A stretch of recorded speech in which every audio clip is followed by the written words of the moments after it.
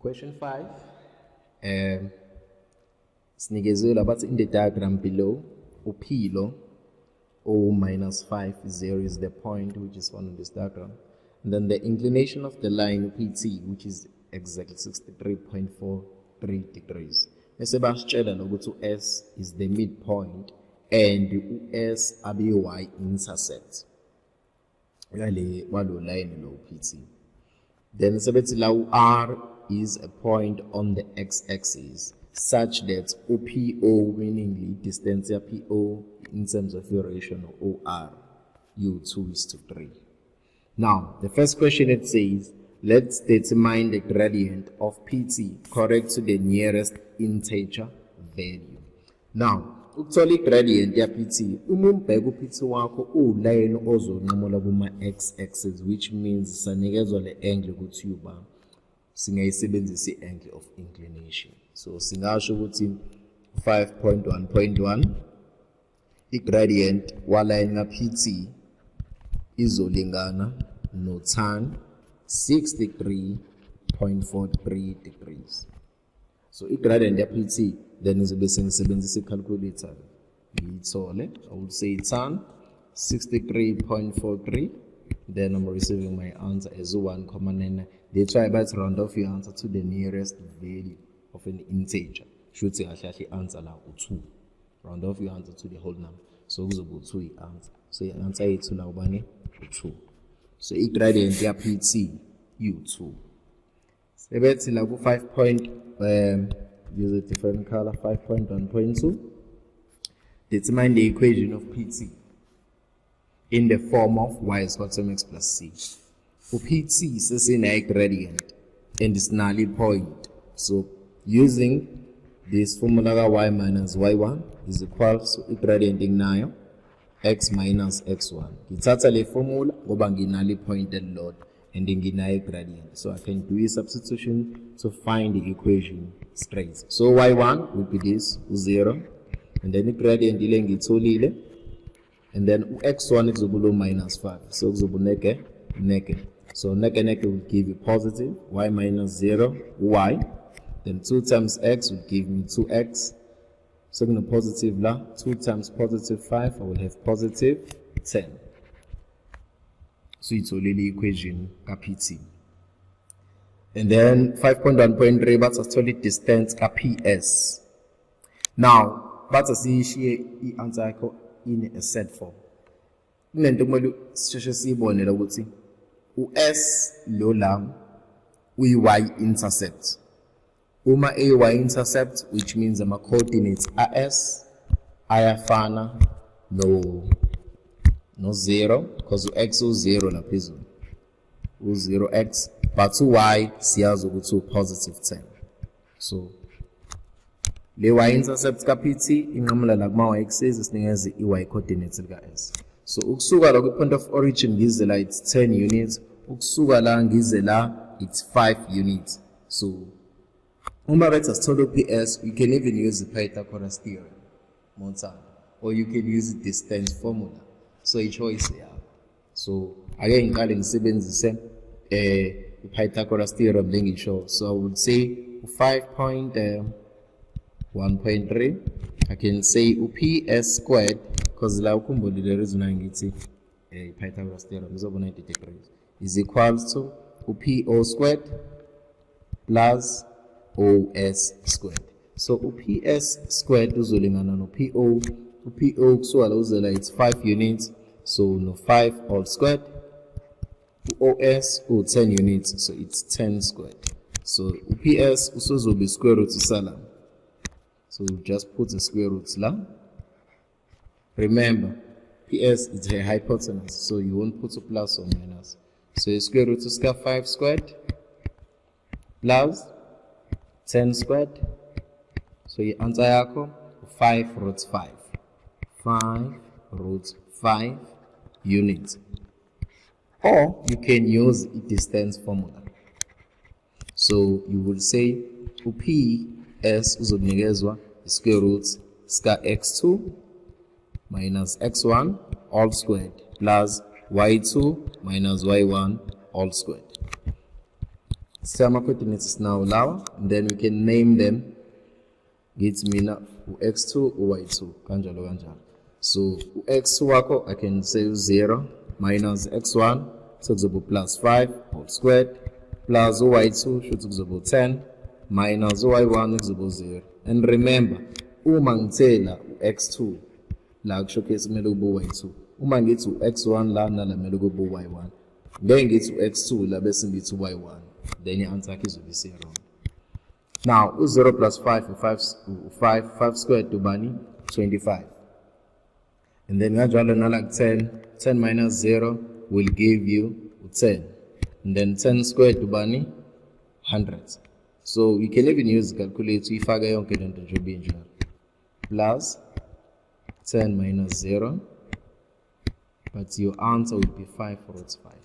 So we've got 5 root 5 units. So you can use the Pythagoras theorem or you can use the distance formula to find the distance ka PS. Now, sebethi asicalculate ama-coordinates ka T.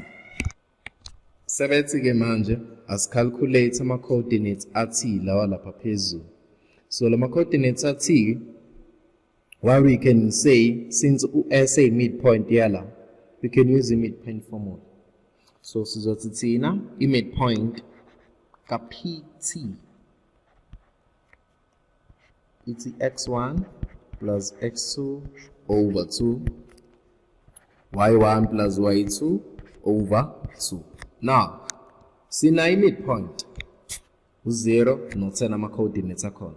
Shuthi lo x plus 1 x1 plus x2 ulingana no 0 and y1, sorry, let me use calculator, and then y1 plus y2 wona ulingana no 10.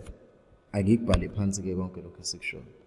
Now sithi thina x1 plus x2 over 2 ulingana no 0 because nginayi x coordinates le midpoint. Kanjalo futhi no y1 plus y2 over 2 ulingana no 10. Then let me solve. X1 I can say x because my coordinates at T x no y singamazi kodwa lawa siyazi ukuthi minus 5 no 0. So x1 I can say x plus, which means minus 5 all over 2 equals to 0. La y plus 0 over 2 equals to 10. So now positive times negative, x minus 5. When cross multiply by get rid of the denominator, I will get to 0, 2 times 0, 0. And then 2 negative 5, on our right hand side is on a positive 5. Then I can even do cross multiplication. 2 times 10 umnikeza 20, and then ngalangisale no y plus 0, which is y. Then y wamubani 20. So our coordinates at T abafunayo will be x 05, y ubani 10. Then must kubeka siya ku 5.2, but determine the coordinates of R. Now go R ngaphezulu. R is the x intercept whereby x angimazi kodwa y ngiyamazi ukuthi ubani u0 because kuma x-axis y uhlale e0. Now ngifuna ukuthola u-x ukuthi uba khona into abangitshela yona la ngaphezulu ukuthi u-PO is to OR, i-ratio yakhona ithi 2:0. Now angibhale phansi le nto abayisho la. PO/OR, okay? Now I'm having PO no OR. I can even write kule spacing naso la. PO to OR, i-ratio yakhona ithi 2:3. Double check. Yes, isho njalo impela. Now, i-distance ka PO yuba u5. Sibhale phansi, i-distance ka PO u5. But i-distance ka OR angiyazi, ngingasho ukuthi ux. Then we can do cross multiplication la. 2 times x, the answer yakho, 2x, 5 times 3 will give you 15. And then 5 divided by 2, because it's x, then you will find your answer as 15 over 2. It will be your answer, which is 15 over 2, ofanayo no 7,5. Now, uma sebefuna ke uPO ephelela will say uPO